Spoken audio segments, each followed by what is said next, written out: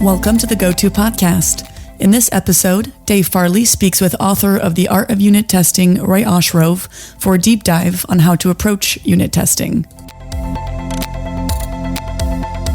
GOTO gathers the brightest minds in the software community to help developers tackle projects today, plan for tomorrow, and create a better future. Stay up to date with the latest in tech through GOTO's top-rated events, held online and in person, in cities like Amsterdam, London, Copenhagen, and Chicago, and by subscribing to the GOTO Conference's YouTube channel, where you can find thousands more high-quality dev talks. Learn more at gotopia.tech. Welcome, my name is Dave Farley. I am an independent consultant and I'm interested in software engineering, continuous delivery, and in the context of this conversation, particularly automated testing.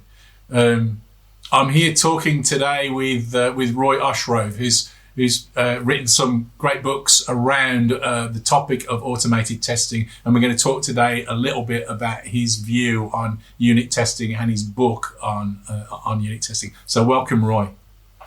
Hey Dave, good to meet you and good to be part of this. So tell us a little bit about your book and your the art of unit testing and what that's focused on. So the art of unit testing is now, I'm currently writing the third edition of it, but the original book was published in 2006, back when I only had 2 kids, and well, actually I had 0 kids, and it finished when I had 2 kids. And then the second edition, I already had another child. The third edition, I promise, will not have another child involved. And it was based, so the first 2 editions were written in C#. That's the world that I felt the most comfortable to write in. And they're basically a detailing of all the, that they say that you learn the most from your mistakes. So all the mistakes that I found myself making throughout many different projects throughout my career, and kind of summarizing them into a few main parts, where the first one is separating the idea of test-driven development from good unit tests. I mean, these are, as far as I'm concerned, these are 2 different skills, and they can be learned separately. And the second one is the idea of categorizing, or the 3 pillars of unit tests, which are readability, maintainability, and trust. And the last part of the book is about connecting the company culture into the world of unit testing, because that's where I found, after you get through the technical stuff, is how do you actually get people to go and start doing unit testing or TDD or any other stuff? How do you accompany it into the organization is a very, very difficult part. So the third edition is in JavaScript, because I wanted to learn JavaScript, and the paradigm of functional programming can have different effects on the design and the way that we do injection, etc. So that's currently in progress, and it should be done hopefully by the end of in a few months. Yeah, I was particularly intrigued by your take on separating unit testing from TDD, because that's not a way that I've thought about it in the past. Well, I've seen them as separate things, but I haven't thought about the quality of the tests divorced from TDD. One of the things that I like about TDD is the way it gives me feedback on the quality of my design as the design evolves. But I did like your take, reading through the book, on the focus on the separate tests. One of the things that I really enjoyed early on in the third edition of the book is the idea of the exit points, and that was an idea. I sometimes teach TDD and sort of have some stuff around the different styles of tests that you can write, but I liked the idea of exit points. That landed with me nicely as a focus for the tests. I wondered if you could just explain that a little bit. Absolutely. And I'm happy it landed, because I've been trying to explain the way I think about, I've been trying to find the right words of entry points and exit points for over a decade. And then it kind of landed, when you explain something enough to enough people, at some point the patterns begin to emerge in your head, and you're like, oh, this wording seems to match. So entry points and exit points, It actually started from the idea of what is a unit, and I wanted to define unit in the context of a use case, or basically kind of a black box inside the system, and a use case that has entry points and exit points. So an entry point is, in unit testing terms, would be the act part, the thing that you invoke, where you first enter into the system and you start the process of whatever use case it is that you're doing. And the exit point is the behavior or the results that you get. And the exit points can be divided into three main categories as far as I could see, which is either you get back a value. So if you invoke a function, you get back a value. So the entry point also acts as the exit point. The second one is that you change the state of the system. So the behavior of the system changes. So you might use a different function to verify that the system behaves differently. For example, if you're logging in, if you're adding a user to the system, then you should be able to log in with the new user. And so the unit spans these two functions that are related to each other, the entry point and the exit point, and they're using the same state. And the third one is calling a third party, a logger, or any kind. So sending an email, for example, anything that we don't want to have, that we don't have control over, that would like to fake in our tests. And so these three exit points then map into a bunch of other things. They fall kind of like Legos in my head, because now I can start saying if each exit point is a different behavior of the system, it can be mapped as a different requirement, as a different story, as a different test. And so I think that was one of the things that I liked, was that the focus on. I think you say at one point that you should write a test per exit point. You know, whatever the behavior, even if one piece of behavior results in multiple exit points, you write a test per exit point. And I think I've been doing that, but I hadn't thought about it that way. So, and I think that clarifies it in terms of ways of explaining it really nicely. The concept of there being a kind of behavior under test, but you testing that in different dimensions, is kind of an interesting one and a useful one, I think. That's cool that you're connecting to it. The whole point of this is that we should be able to, to talk, use the same language to explain why we think something is a good idea or not. And whenever I look at someone's test, when I do code reviews, etc., I want to be able to explain to them why I think they should separate it into two different tests. And the way that I am able to explain it now is more easily to say, look, you with the same entry point, you're now testing two exit points, which totally makes sense. But each one of them is tested separately, and each one of them can fail separately. And so it makes sense. So it's not about having multiple asserts in the test, which is what I used to actually write in the first edition of the book. And it totally did, it fell down, because that's not what I actually meant. I meant one concern per test. I've had the same problem in that I too have used the language. You have a single assert per test case, and that's kind of right, but it always felt like it wasn't quite capturing the value, because I've had people say, but what about if I need, I've got one thing with two properties and I want to assert both of them? I'd treat that as okay, as testing those things together, but this other thing was not. And the idea of focusing on the exit point kind of clarifies why I was uneasy about some kind of combinations and not about others now, I think. So I really did enjoy that. The other idea that you kind of touched on, which I think is important, both of us are true believers in the importance of automated testing as not just an after-the-fact review of the behavior of our code, but a way of organizing our development approach, I think.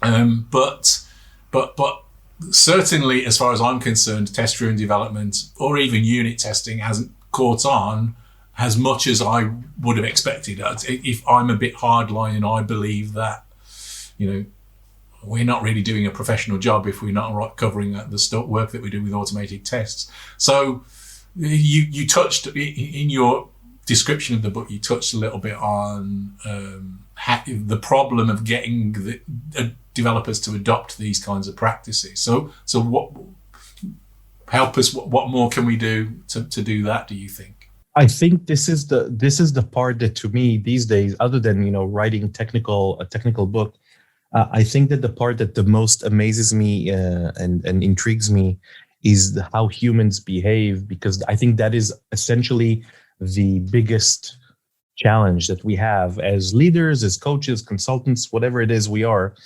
Um, each one of us at each company wants to do the best thing, but not only in their head, they want other people to also do the same thing.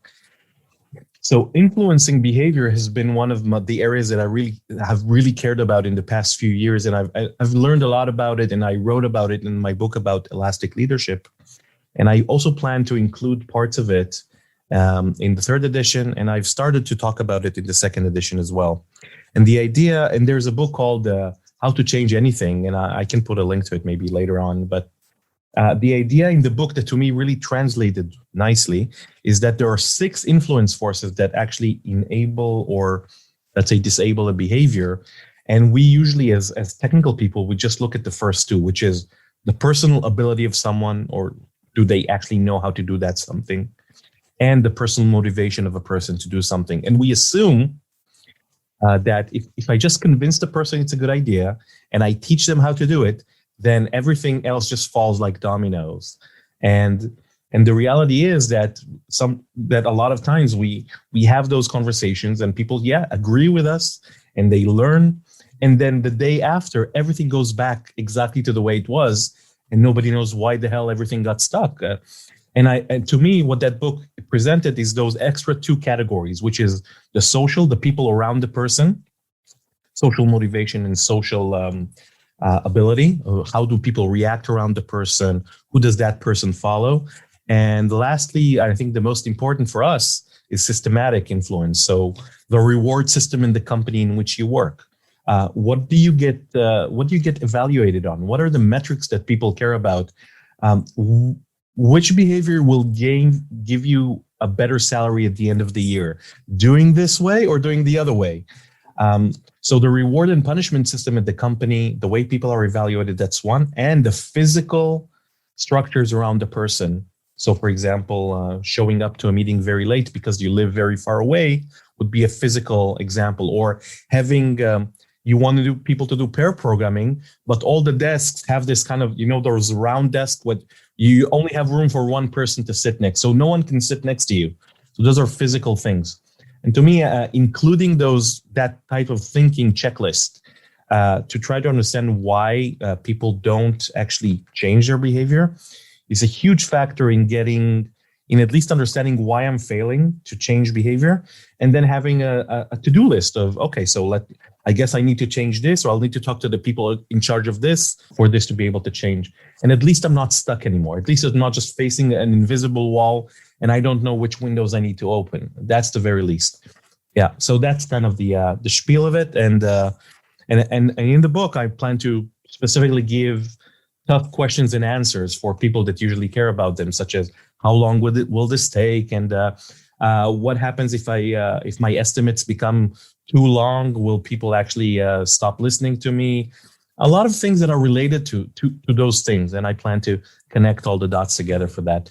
There is no one thing. Each organization is different. Each person is different, and that's the key thing: is that we need to have a set of very small decision-making skills on what to do in specific situations when a person has a specific problem, and then we kind of analyze it. I hope that kind of answers the question. Maybe I've been too generic. I'm not sure. No. I agree. I agree with an awful lot of what you said. I don't disagree with any of it. It was making me think about some of the teams that I worked on. One team that in the back of the one that I nearly always think about when I think about teams doing well is we spent an awful lot of time on things like we want to rearrange the desks so that everybody that's working closely together can talk to one another, and so that I can just kind of turn around and pair with somebody over here or over here, those sorts of things, and those little tiny things, the physical constraints and the social constraints make a big difference on the way in which teams start to think about themselves and think about what good is, I think. Those small things are huge. We're all remote right now, but when people still work in offices, Having the dashboards and showing the build statuses physical on top without you having to log in, that's a huge difference. That's a physical environment. It also creates peer pressure. There's a lot of things that happen so people aren't crazy when they say, I want people to work close to each other or, work to do pairing. It creates a different dynamic. Even remotely, I've been able to do a bunch of pairing and remote mob programming with teams. And it was a completely different experience than just having a meeting and setting up for 30 minutes and then talking about something. Just open mob programming for 9 hours, and then people can come in and out as they like. Kind of worked nicely. I think you and I are enjoying this bit too much. We should probably move back to the unit testing focus of the book in case. Yeah, and I wanted to challenge you with a small question on my end then. Yeah, go ahead. So far, we are agreeing with each other quite a bit. Is there anything that you didn't agree on? Is there anything that you thought, you know what, I'm not sure I'm crazy about this idea, or I'm not convinced about it, or anything that was? I would love to hear. There wasn't anything in the book that I saw that I disagreed with. That the thing I wouldn't have written a book like that because I would have started from test-driven development, and. It's not that I disagree with any of the things. It's just that I think that all of the ideas that you said are amplified by test-driven development. I don't think that they are in any way reduced. And the thing that I prize test-driven development more highly than I prize the tests that I write. And the reason for that is because I can think of almost nothing else that gives me the same kind of feedback on early feedback on the quality of the design that I am producing. Working incrementally and driving my design through tests, allowing it to grow and evolve as my understanding grows and evolves, seems to me the real value behind test-driven development. And the tests themselves are incredibly valuable and incredibly important, but they are secondary to that value to me in terms of the impact that they have on my approach to development. So I always think about it and approach it from test first, test-driven development. That's kind of, I am programmed to think that way. But that doesn't in any way diminish any of the things that you say. The ideas, and as I said, the idea that I'm definitely stealing is this idea of the exit points for the tests, because it's just a nicer way of talking about it than any that I've seen before. But there's a lot of value in all sorts of different descriptions, I think, in the book. That so I can't think of anything that I read that I thought, no, he's talking rubbish here. I didn't think there was anything like that. I wanted to share you a bit of my dilemma why I chose to not write about TDD. I mean, I basically just talk about it in the first chapter, and I cover it, and the fact that I do it almost on a daily basis is definitely part of the way that I work. But there are two reasons that I chose to separate it. The first is books about TDD already existed when I wrote it, and they were very good, and there was nothing else I wanted to add to them that actually brought some extra value. And so just repeating them in a way that was okay. Oh, so that's 2%. Maybe the graphics would be better. The real value to me is the value that I wanted to. Well, let me start by the opposite. One of the biggest challenges that I think people are having in learning TDD is because TDD to me involves 3 different disciplines, which is writing the test first, writing good unit tests, and good design techniques. And so when people try to get TDD and they end up having to learn all these 3 things at once, and it's a huge wall to climb, and a lot of them just don't end up climbing it because it's too difficult. I wanted to separate one of those skills and say, okay, look, even if you just learn the unit testing and then you can add on the TDD, or you can learn both of them, but realize that why you might have an issue is because you're trying to learn all these things at the same time. And no one can learn all these things at the same time and be productive. You actually also have to have a job at some point. And so there are good books about design. There are good books about TDD. books just about the act of unit testing didn't exist when I was writing this, and I really missed just that sole purpose of the thing. And I think it also, the point of it was to say, okay, you can give yourself a break and say, I'm going to learn this, and this is a smaller thing, and it's easier for someone who's new to this to climb up that smaller step, and then you can jump on to some of the more advanced books, etc. And the TDD. So that was kind of a focus, and I think that was one of the main reasoning. That's why when I teach TDD, I teach TDD training as well, just like you do. And when I teach TDD, I have to choose what to focus on, and I cannot just focus on all these skills together. So I teach TDD, and I teach some refactoring up to a specific point, such as single responsibility, etc. And I teach good unit testing practices. That would be like the 70, 20, 10 in a way. And then there would be a separate training specifically just about design and refactoring for people that already have that experience. And I find it goes over easier for a lot of people.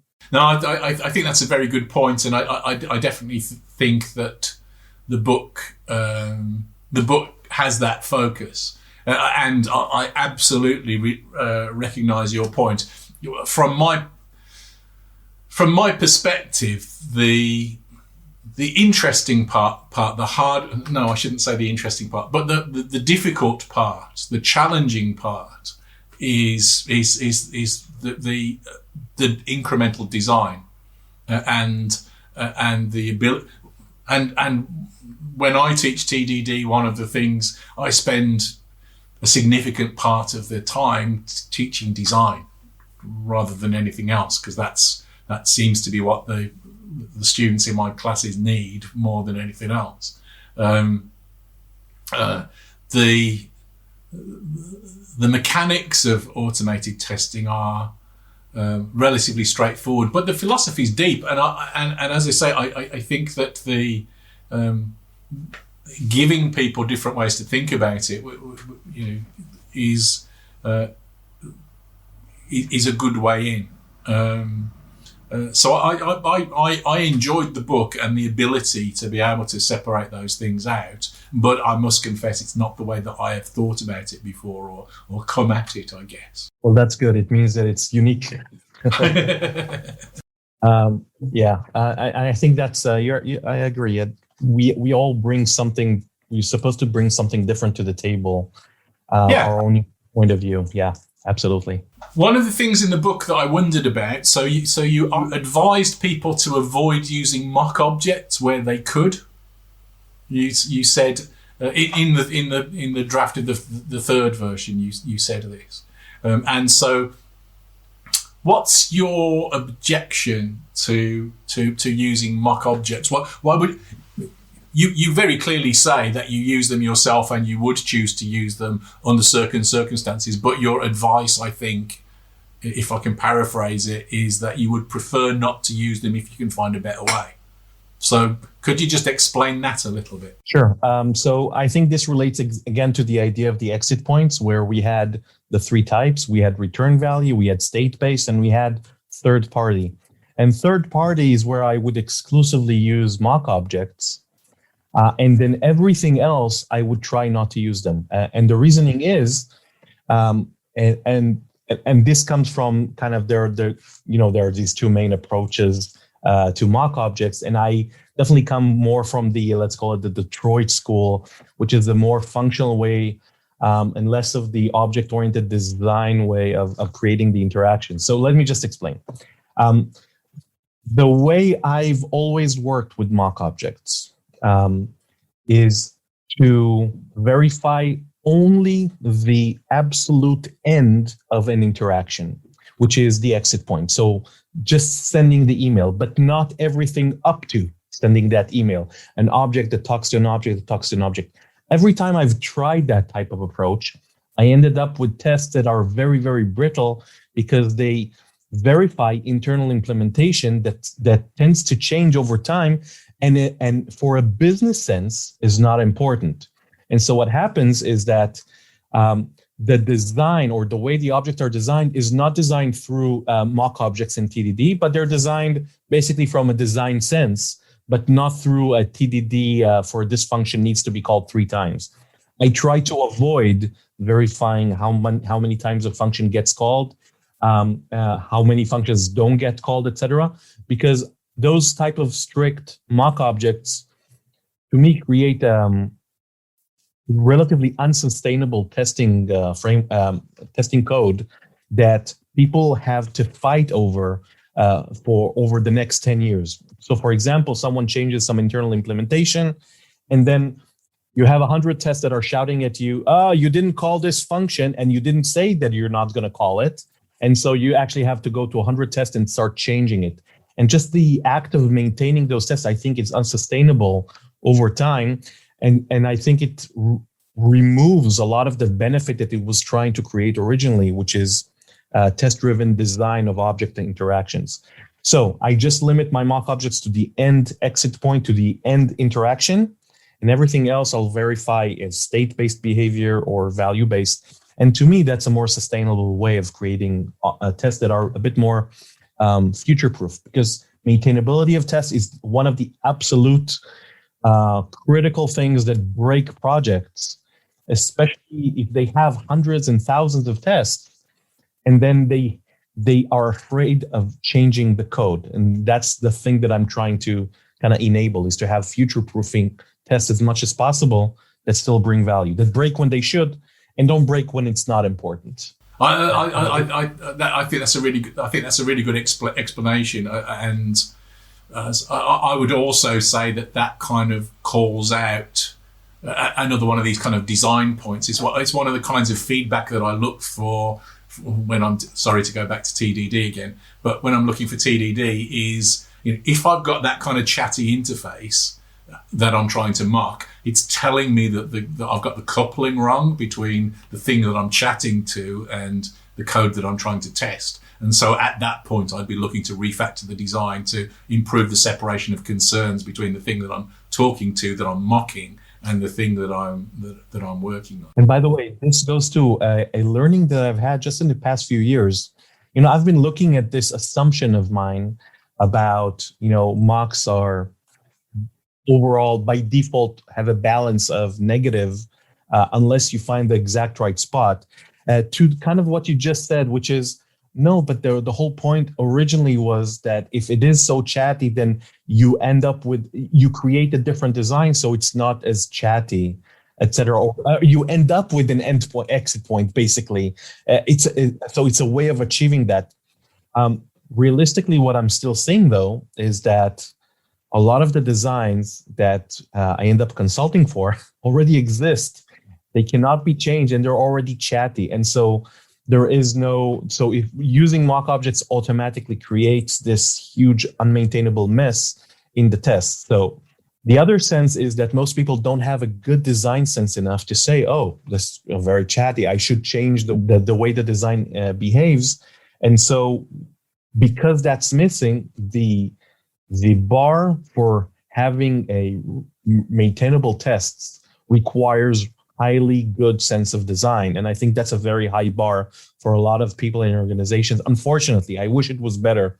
So I don't think it's realistic to ask a lot of people to do this when, TDD is difficult enough without the design part, as they say. So what I wish is that it wasn't just like 5% of the developers that had that type of sense of, I have these books in my head about good design. And so when I come across this, I'll have not only the good sense to realize that I should not have a chatty interface and change it. I should be at the right time when it's being created, not by other developers.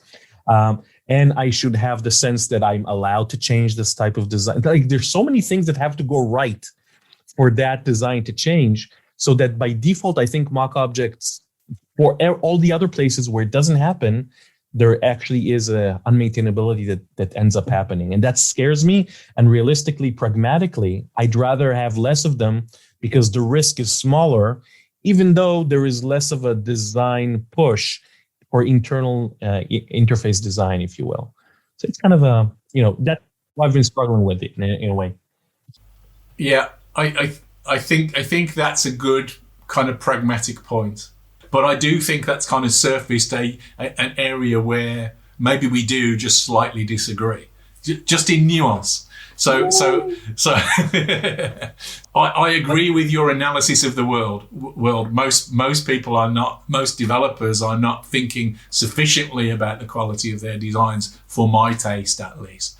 My view is that test-driven development gives us a tool that kind of starts to force you to think a little bit more about the care that you take with your design, and because you suffer the consequences, and the consequences are that you have these hard to maintain tests. That's because the design's poor. That's because you've got bad design, and so you can start to use that feedback and learn from the feedback that we gain as we're writing the code and running our tests, how to start to improve our design.